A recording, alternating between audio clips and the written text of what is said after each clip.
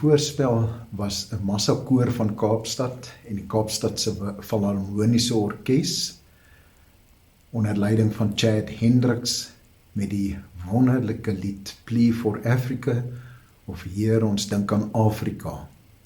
Dit is iets wat ons in hierdie tyd moet doen, want ons is in Afrika en van Afrika.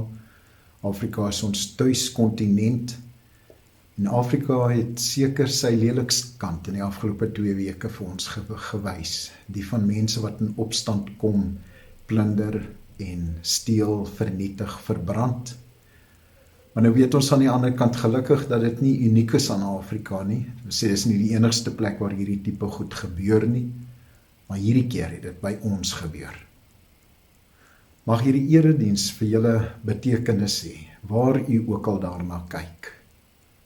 Nou vir oggend, terwyl dit vroeg Sondagoggend is, of op enige ander tyd in die week. Die opname gebeur donderdagmiddag laat, en dus is daar sekere dinge wat teen Sondagoggend sal gebeur waarvan ons nog nie weet nie. Maar mag u hierdie erediens saam met my en saam met medegelowiges ervaar as werklik 'n ontmoeting met die lewende God. Kom ons word stil en ons luister na die klok se gelui voordat ons die erediens formeel begin.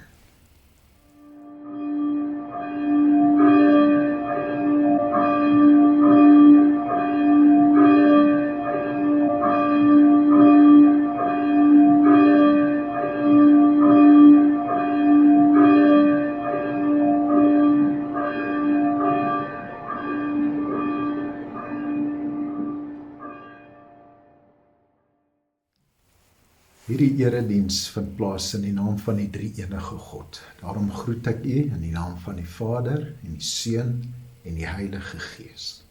Amen. Kom ons loof die Here met die woorde van lied 209. Heer, met my hele hart, kom ons luister na die kantory wat dit vir ons voorberei het en vir ons voorsing.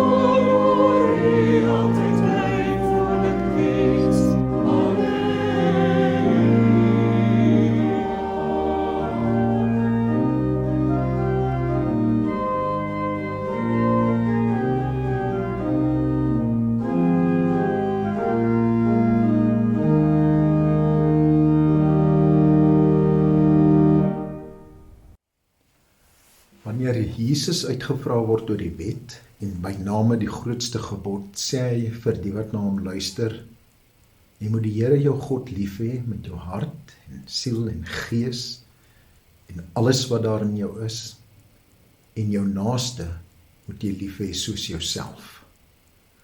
Dit is 'n liefde wat baie keer moeilik is om te bereik om uit te oefen en uit te dra.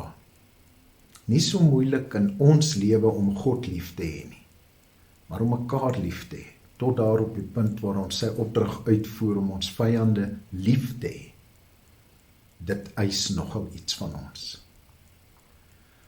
As ons vandag dink aan soveel dinge wat in die afgelope tyd met ons land, met onsself, met ons liggame en met vriende gebeur het deur die COVID-pandemie, dan is dit in orde om saam te sing en ons skuld te bely. Want as ons skuld bely, hy is getrou en regverdig om ons skuld te vergewe. En dit is waaroor dit met die kruis van Golgotha gaan, met die evangelie. Dit is die boodskap van vergifnis. Kom ons sing in lied 245 se 3 verse saam oor ek wat vergifnis hier ontvang het. Sing dankbaar my verlossingslied. Kom ons sing dit saam.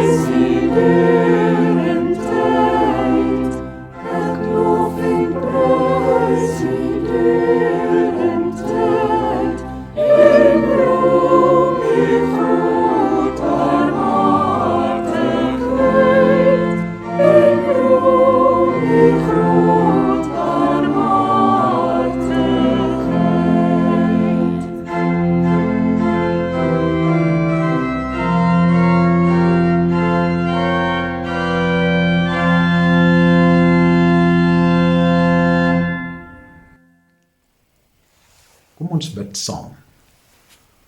Ons liewe Here, baie dankie dat ons vandag by mekaar kan wees op 'n virtuele wyse, verskillende wyse, verskillende omstandighede. Maar dat ons in die gees by mekaar kan wees as gemeente, dat ons kan versamel saam met gelowiges dwars oor ons stad, in ons hele land en dwars oor die wêreld, omdat dit Sondag is. en omdat dit die dag is wat ons u opstanding herdenk. Here, ons doen dit vanoggend ook, omdat ons voor u wil stel in 'n tyd van ontsteltenis en ontwrigting, waar ons in 'n gemeenskap woon waar in soveel opsigte dinge ongewoon daaraan toe gaan. Soveel dinge gebeur anders as wat ons gewoond geraak het oor jare heen. Maar sekere patrone herhaal hulle self. Dis weer inperking op vlak 4 en ons wag 'n toespraak van die president af om te hoor wat die regering verder dink. Maar sedert die inperking ingestel is, het daar soveel gebeur. In KwaZulu-Natal, hier in Gauteng, veral in Johannesburg. Met die vernietiging van miljarde rand se infrastruktuur, diefstal van volle winkels se inhoud, die dood van mense as deel van die plundertogte of op ander maniere, maar Here, tot verlies van ons hele samelewing. Dis 'n tyd wat ons selfondersoek doen, dis 'n tyd wat ons rondkyk en rondvra oor wat dit is wat gebeur het, hoe ons dit moet begryp, wat ons daarmee moet doen, so in ons eie gedagtes, maar ook as samelewing. Wanneer ons daaroor dink en vandag ons gedagtes skoei op die woorde van Habakuk, die profeet uit Juda, wil ek vra dat u ons denke sal lei en ons helderheid sal gee oor dit waaroor ons gesels. Seën asseblief die verkondiging van u woord in Jesus se naam. Amen. Ons skriflesing is vanoggend uit Habakuk 1. Dit is die eerste paar verse van Habakuk. Die profeet Habakuk is 'n profeet uit die 8ste eeu, uit die 6de eeu voor Christus, en hy tree op in die tyd toe die Babiloniërs 'n baie groot bedreiging was. Hy tree op toe die Babiloniërs reeds die politieke mag van die Assiriërs gegryp het en begin het om hulle mag al hoe weier uit te oefen, en toe hulle begin het om 'n dreigement uit te oefen ook vir Judea, vir die koninkryk van Juda en Jerusalem, die hoofstad. Maar kom ons luister wat dit is wat Habakuk sê, en dan gaan ons daaroor gesels. Ek lees Habakuk 1 van vers 1 tot 4. Die profesie. Dit is wat Habakuk die profeet gesien het. Hoe lank nog, Here? Ek roep om hulp, maar u luister nie. Ek roep uit na u geweld, maar u verlos nie. Waarom laat u my onreg ervaar en leed terwyl u toekyk? Vernietiging en geweld is reg voor my. Twis ontstaan en rusie neem toe. Daarom het die wet sy krag verloor en tree die reg glad nie meer na vore nie, maar goddeloses omsingel die regverdige. Daarom is die reg so verdraaid. En vereers lees ons net tot daar. Later dan wil ek nog 'n keer verwys na Psalm 13 en na enkele ander dele binne in Habakuk, en volgende week hoop ek om te preek oor die welbekende Habakuk 3 en veral daardie vertrouenswoorde reg aan die einde van Habakuk 3.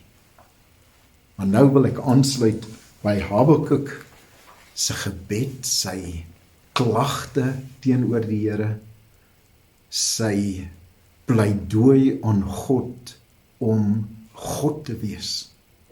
Want hy begryp nie hoe dinge so verkeerd loop nie, hoe dinge so verkeerd kon loop in Juda en in sy eie lewe nie.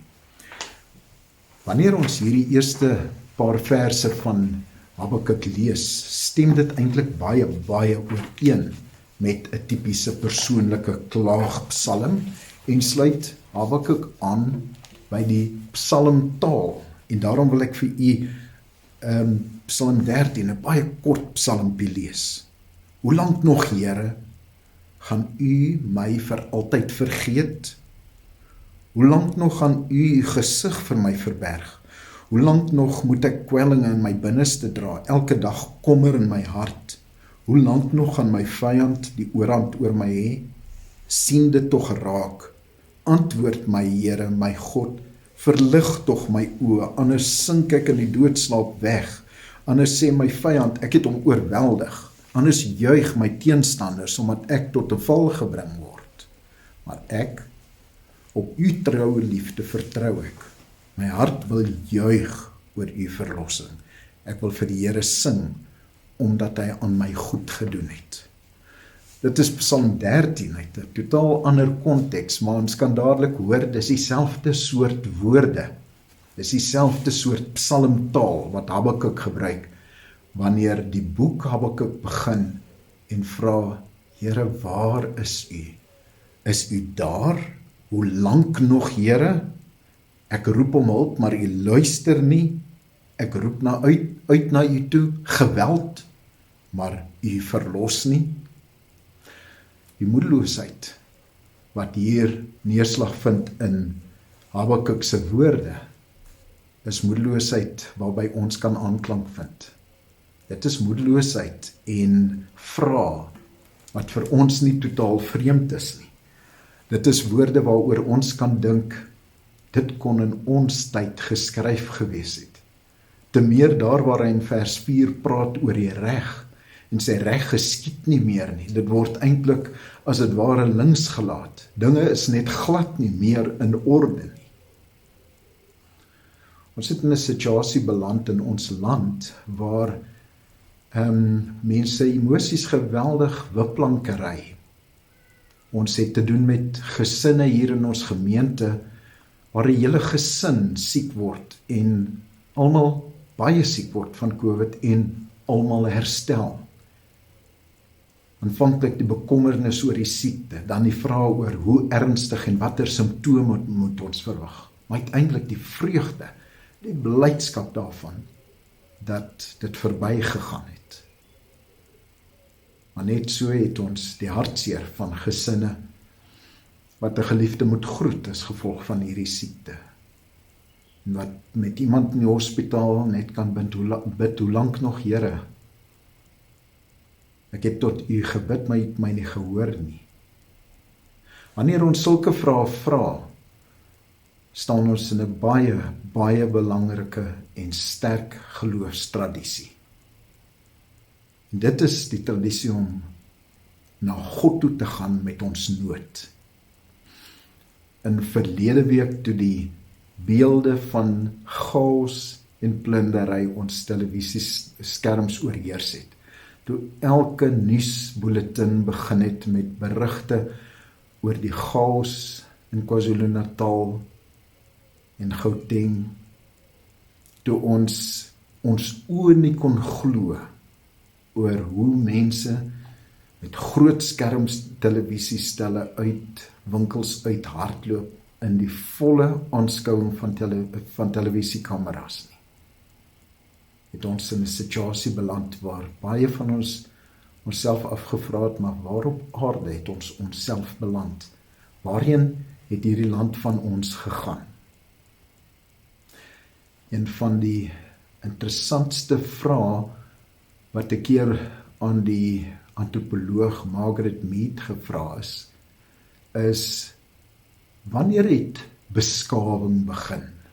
Wanneer het dit gebeur dat 'n mens kan sê die vroeë mens het oorgegaan in 'n beskawing in? En die vraagsteller, self 'n kundige, sê dat hy verwag het sy gaan sê met die fonds van die eerste vishoeke of die eerste handbyle, die eerste gereedskap, die tegnologie wat ontwikkel het in mense se hande. Margaret Mead antwoord, die eerste keer wanneer ons in die skeletgeskiedenis iemand kry wie se femur herstel het. En dis veelzeggend, Wat sy daarmee bedoel, is dat ons kan praat van beskawing, gemeenskap, wanneer 'n mens wat sy bobeen breek en gevolglik eenvoudig prooi vir 'n aasdier is, soos enige ander bok of dier in die veld, wanneer hulle 'n agterbeen breek en nie meer vinnig kan beweeg nie meer by die water kan uitkom nie. Wanneer daardie femerbeen herstel, dan praat ons van gemeenskap. Dan praat ons van beskawing wat ontwikkel het. Want iemand het hom oor 'n ander persoon ontferm. Iemand het sy eie program gewysig en 'n ander een beskerm oor 'n ander een verantwoordelikheid geneem, vir hom kos gebring, water gebring of na die water toe geneem, op 'n manier beskerm, sodat aasdiere hom nie in die hande kon kry nie, en op die manier ontwikkel daar iets van gemeenskap. Verlede week het ek gevoel dat binne in myself daar iets verlore gaan van 'n ervaring van gemeenskap. Het is byna asof ek my distanseer van wat ek besig is om te sien. Het is byna asof dit net te swaar was om na te kyk. Ek verbeel my dat mense wat deel wees van daardie hordes mense wat deur winkelsentrums en in strate afgehardloop het, vensters gebreek het en dinge gedoen het wat hulle een waarskynlik nooit sou gedoen het nie. Eintlik op soortgelyke wyse sou kan sê, ons is nie meer deel van die gemeenskap nie, ons is deel van 'n nuwe mag, ons is deel van iets anders. Dan pas dit ons om in die spoor van die profeet Habakuk te vra, hoe lank nog, Here? Hoe lank nog? Waar is U? Die profeetse woorde deel met ons 'n situasie van onsekerheid, 'n situasie van groot spanning in die gemeenskap waarin hy was. En dit is baie goed moontlik dat die spanning in sy gemeenskap nie die eksterne vyand was nie, maar iets binne in die Judeese gemeenskap. En wat die verse wat daarop volg, vers 5 en 6 tot by vers 11, waar God na die woord kom en sê, neem maar net kennis. Ek gaan jou nou 'n ding wys wat jy nog nooit gesien het nie. Julle gaan nou 'n ding hoor wat julle nog nooit gehoor het nie. Ek roep die Babiloniërs om my volk te kom straf. Ek roep hulle op om iets te kom doen wat ongehoord is. Dis die laaste ding wat die profeet sou wou hoor. Dis te skrikwekkend om aan te dink, sou 'n mens kon sê. En dit is wat die Here vir hom sê. En dan sê hy weer in 'n volgende vraag, Here, maar hoe moet ons dit dan verstaan? Bly dit so? Dan kom die Here in hoofstuk 2 en hy antwoord hom weer en hy sê dit sal nie so bly nie. Hierdie groot maghebber, hierdie verskriklike bedreiging vir Juda, hy sal nie vir altyd bly regeer nie. Hy het ook maar 'n einde. Daar's vir hom ook maar 'n punt agter sy bestaan.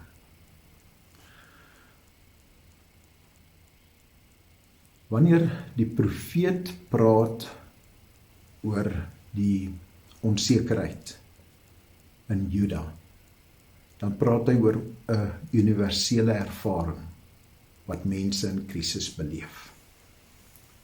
Hy verwoord dit in soveel woorde, probeer hy sê, dit is waar ek is, Here, waar is U?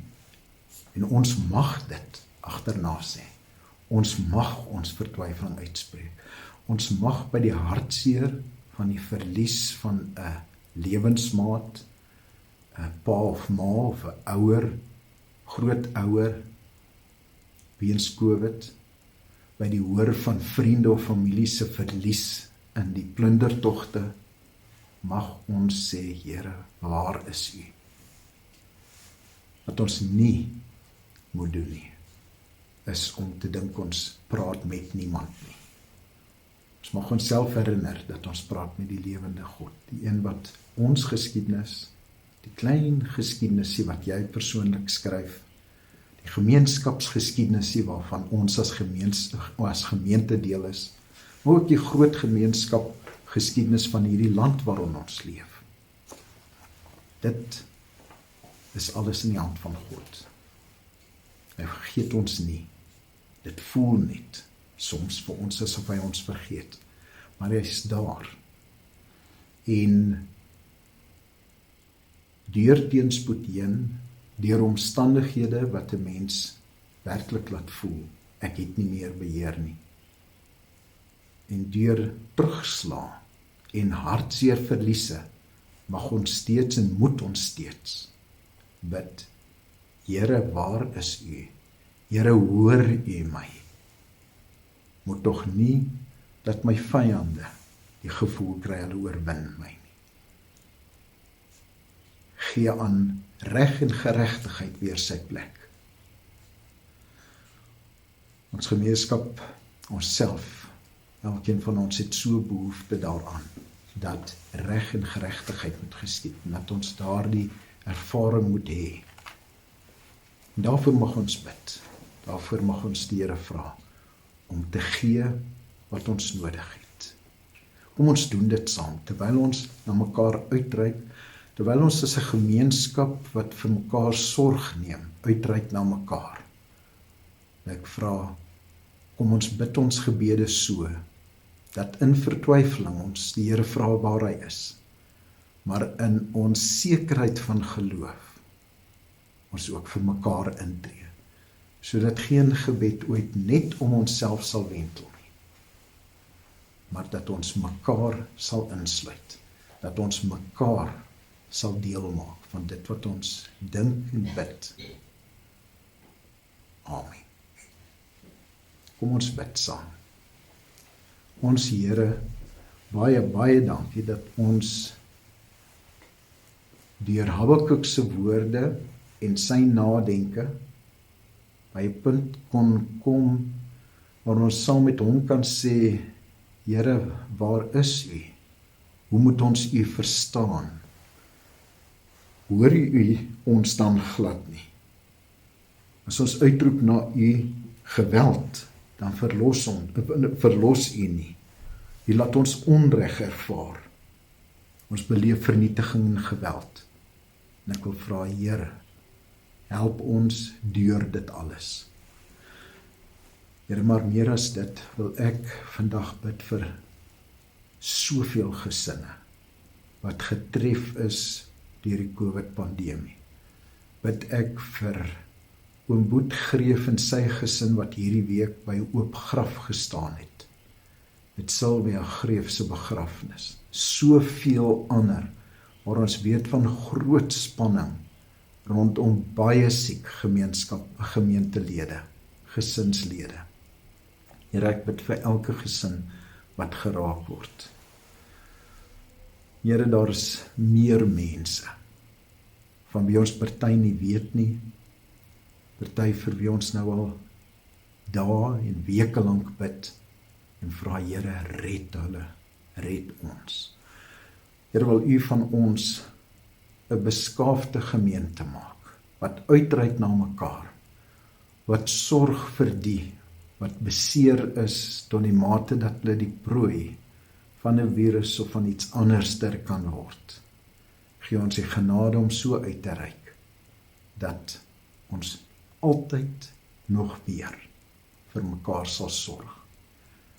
En dit nie net uit blote menslikheid nie, maar dit uit die liefde wat U vir ons gegee het en wat ons na mekaar toe uitdra en aan mekaar oorgee.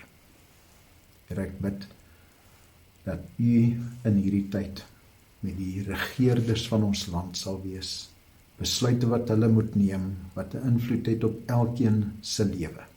Raak hulle aan en gee wysheid. En so wil ek vra, Here, ontferm U oor ons. In die naam van Jesus Christus ons Here. Amen. In ons erediens is dit nou tyd vir die dankoffers en op die skerm verskyn die rekening besonderhede as jy dit wil gebruik, 'n SnapScan blokkie as jy dit wil gebruik. En ons wil baie dankie sê vir elke bydrae van elke lidmaat wat ontvang word. Ons slotlied is 'n baie besondere lied. Here, al ons smeekgebede het U elke keer gehoor. Ons luister nou na die musiekbediening wat dit vir ons voorhou.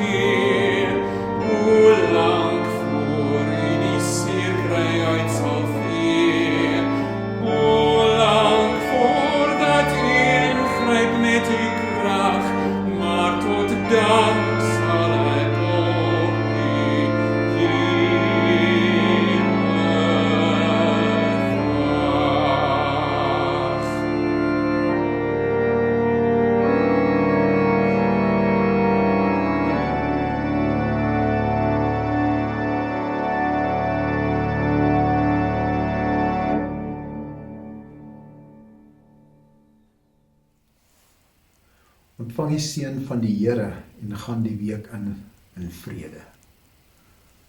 Mag die genade van ons Here Jesus Christus en die liefde van God en die gemeenskap van die Heilige Gees met julle elkeen wees en bly. Amen.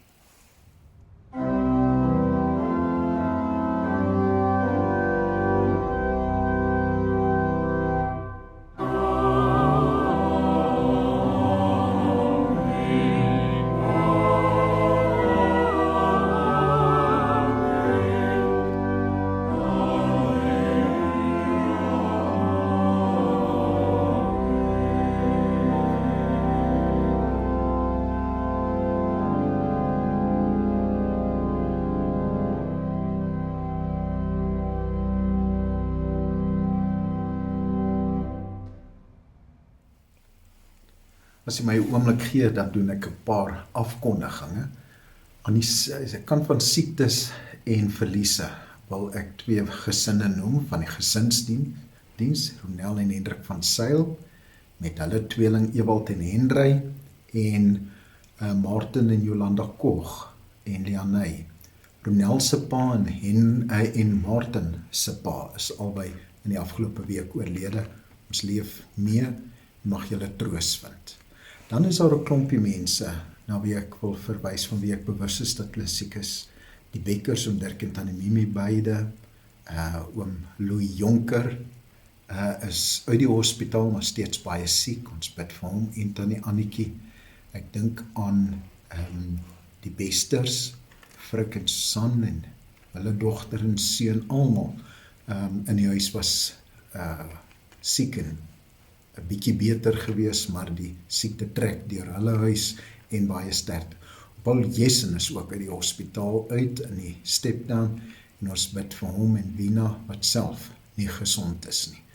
En hulle gesin mag vir elkeen van die gesinne daar beterskap wees, en ons bid so vir elke mens wat getref is deur COVID, op die oomblik siek, besig om te herstel, of aan die bid vir 'n familielid wat miskien baie ernstig siek is. Laat weet ons asseblief, ons reageer graag daarop, en ons probeer van ons kant af op hoogte bly van hoe dit in die gesinne gaan, omdat dit soveel spanning bring.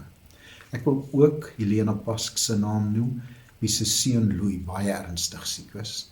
Ek wil haar verseker van ons voorbidding, maar ek wil ook vra dat u in u gebede vir haar sal intree. Oor volgende week se eredienste net die volgende, dat daar weer 3 eredienste sal wees, die oggenddiens, die gesinsdiens en die aanddiens. En dan die woord sal wees ek in die oggenddiens, Jolandi in die gesinsdiens en Nico by die aanddiens. En ons is nog nie seker hoe dit sal plaasvind nie. Dit hang af van hoe die reëlings getref word by die volgende familievergadering, as die president ons toespreek en bekend maak wat die reëlings is. Maar ons tref ons reëlings so dat dit virtueel kan wees, dat dit dienste is wat ons opneem en net uitsaai. Dan begin daar Woensdag 'n sopkombuis wat geloods word by 'n informele nedersetting in Eersterus, en ons gaan betrokke wees. Enigiemand wat daarbij betrokke wil raak, is baie welkom, of deur bydra, of deur bestanddele, of deur self 'n pot sop te koop. Kan met dominee Nico gesels, of enigeen van die predikante, of met Karo by die kerkkantoor. En as jy bydra maak, merk dit net sopkombuis. En die laaste saak is die omstandighede in KwaZulu-Natal. Ons het in die afgelope week kontak gehad met 'n gemeente in Pietermaritzburg, en die dominee daar het vir ons verduidelik, dominee Nico het met hom gesels, verduidelik wat die omstandighede is. Ons het 'n bedrag van die gemeente af oorbetaal om die werk daartoe ondersteun, en ons doen dit graag weer as daar mense is wat graag wil bydra tot die noodleniging in KwaZulu-Natal, sal ons dit baie graag oorbetaal aan 'n gemeente wat daar sou werk.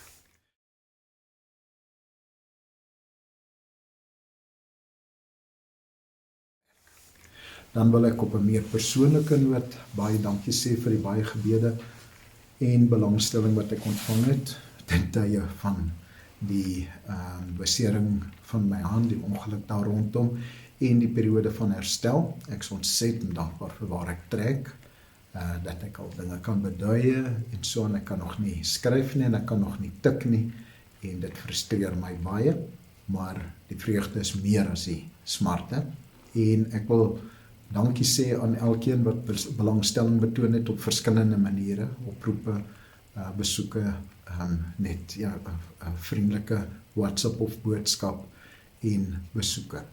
En dan wil ek dankie sê vir my kollegas wat dit vir my moontlik gemaak het om te probeer herstel van die ding en my vrygestel het van die gewone take in die gemeente. En vir Alfrida, my vrou wat my ondersteun het deur hierdie hele tyd en 'n swaar vrag moes dra.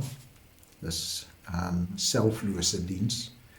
En ek is ontsettend dankbaar teenoor die mediese personeel wat my deur hierdie hele proses begelei het.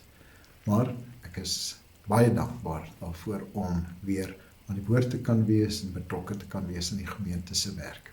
Alles wat mooi is vir u, mag dit 'n goeie week wees wat voorlê.